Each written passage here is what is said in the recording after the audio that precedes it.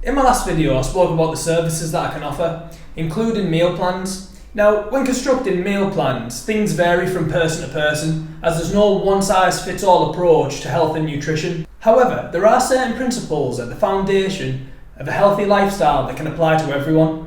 One of the principles is energy balance, which is essentially the calories that you eat versus the calories that you burn, calories in versus calories out. So I thought it'd be worthwhile making a video highlighting the factors that affect energy balance. So without further ado,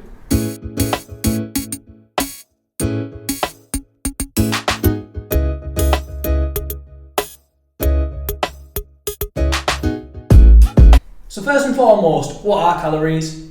Calories are a unit of measurement of energy, and our body needs them in order to function. Put very simplistically, if we eat more calories than we burn, we store the excess as fat. And if we burn more calories than we eat, that difference comes from fat. Okay, first one's quite simple. Calories in. Now when I say calories in, I mean all things food and drink. Anything that's got a calorific content. So first and foremost, we've got carbs, which have around 4 calories per gram. Protein is pretty much the same, 4 calories per gram. And the most dense macronutrient we have is fat, and that's about 9 calories per gram. We also have alcohol, which is not considered a macronutrient, but if it were, it's around 7 calories per gram. Calories out is a little bit more complex. So we have BMR, which is our basal metabolic rate. We have TEF, which is the thermic effect of food. We have NEAT, which is non-exercise activity thermogenesis. And we also have EAT, not to be confused with calories in, which stands for exercise activity thermogenesis. So first and foremost, we've got our basal metabolic rate. Now what is this? This is essentially the amount of calories we burn at rest for all our organs to function. Essentially, how many calories we burn to keep the lights on. Now, an example of this would be that even though our brain mass only equals about 2% of our overall mass, it takes about 20% of our overall calories. BMR varies from person to person based on factors such as age, weight, height, body composition, and even genetics. In total, it's responsible for around 70% of our overall calories out. Okay, so next up we have the thermic effect of food.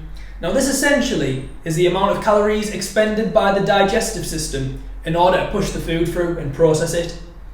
So the amount of calories that we burn through TEF is dependent upon the macronutrient makeup of the food that we eat. So for example, protein uses around 20 to 30% of the calories that you consume just to digest the food. So what that means is, out of 100 calories of protein that you eat, the body actually only utilises 70 to 80 calories. It's also around 5 to 10% for carbs and between 0 and 3% for fats.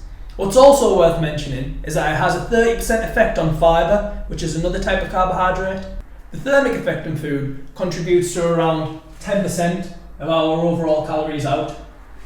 So next up we have non-exercise activity thermogenesis. What this essentially is all movement that we undertake without it purposefully being exercise. So when we get up, walk to the bathroom, that's NEAT. Even me standing here now, waving my arms and talking, that classes as NEAT. And this contributes to around 15% of our overall calories out. And lastly, we have exercise activity thermogenesis. This is what everybody thinks of when they think about burning calories. This is the running, the burpees, the squats, the push-ups. However, it only contributes to around 5% of our overall calories out.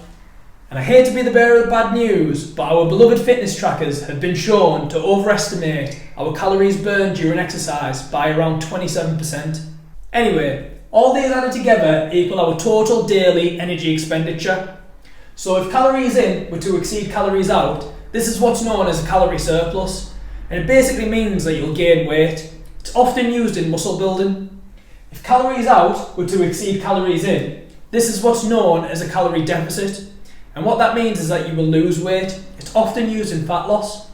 And if calories in and calories out were about equal, this is your calorie maintenance level, and it's often used in body recomposition. And that's not to say as soon as you eat a calorie over your maintenance level that you're going to gain weight and a calorie under that you're going to lose weight. Let's say your calorie maintenance level is around 2,000 calories. It's more of a range, meaning that you can eat between 1,900 and 2,100 before losing or gaining any weight. All diets have an element of calorie restriction. Two of the most popular at the moment seem to be the ketogenic diet and intermittent fasting. With keto, there is a restriction of calories through the elimination of a food group, carbohydrates. And with intermittent fasting, it reduces your chance to overconsume calories by limiting your eating window. Both can be useful tools in order to lose weight, but they're not a necessity. So how do you calculate your calorie maintenance level? Well, there are lots of different calculators on the internet using lots of different equations, but the only way to know for sure is to track your calorie intake and monitor the results. Tedious, I know, but it's the only way to know for sure.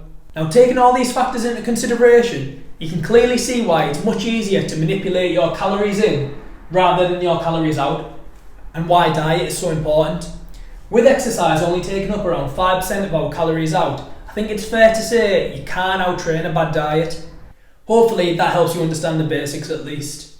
If you have any questions, drop them in the comment section, or if you want help setting up a plan for your weight loss or fitness journey, drop me a message on social media. I'll see you in the next one.